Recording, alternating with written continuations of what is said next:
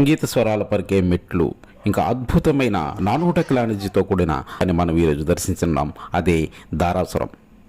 తమిళనాడులోని కుంభకోణానికి 4 కిలోమీటర్ల దూరంలో ధారాసురంలోని ఐరావతేశ్వర స్వామి వారి దేవాలయాన్ని ఈరోజు మనం దర్శించనున్నాం. చూడండి, ఈ కనిపిస్తున్నదే ఆలయం, ఐరావతేశ్వర స్వామి వారి ఆలయం.